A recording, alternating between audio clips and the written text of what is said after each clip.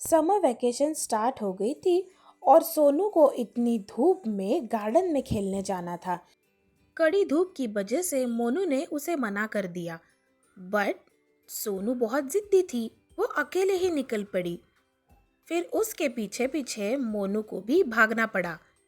भागते भागते दोनों घर से बहुत अभी दूर आ चुके थे और देखते देखते घर के पास वाले गार्डन में वो पहुंच गए। वो आगे बढ़ने ही वाले थे, तभी सोनू का ध्यान जमीन पर पड़ी हुई बुक पे गया।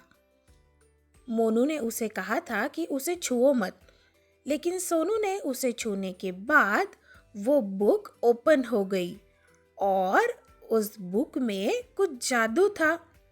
उस जादुई बुक से वो दोनों अंदर खींचे चले गए और किसी अलग ही दुनिया में चले गए। और वो बुक थी एक जादुई बुक। दोनों परियों के दुनिया में आ पहुंचे। वो दुनिया बहुत ही सुंदर थी। वहां पे परी रानी थी। परी रानी सोनू और मोनू को देखकर बहुत खुश हो गई। सोनू मोनू वैसे तो बहुत डर गए थे।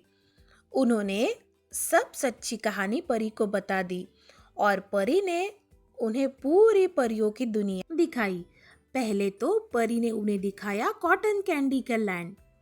वहां पे दोनों ने बहुत सारी कॉटन कैंडीज खा ली और दोनों बहुत खुश हो गए।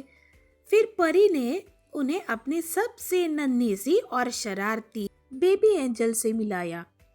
वो हवा में उड़ रही थी, पेड़ पे कूद रही थी और सोनू मोनू के साथ उनकी अच्छे से दोस्ती हो गई थी।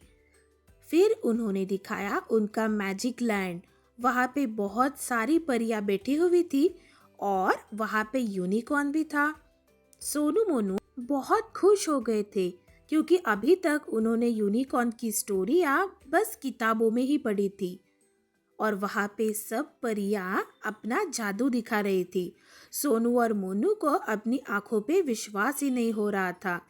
थोड़ी देर में वो जाग गए और उन्हें पता चला कि वो अपने घर में ही है। सुबह हो गई थी और वो एक सपना था। सोनू और मोनू नींद से उठ के एक दूसरे को पूछने लगे तो उन्हें पता चला कि ये एक सपना था।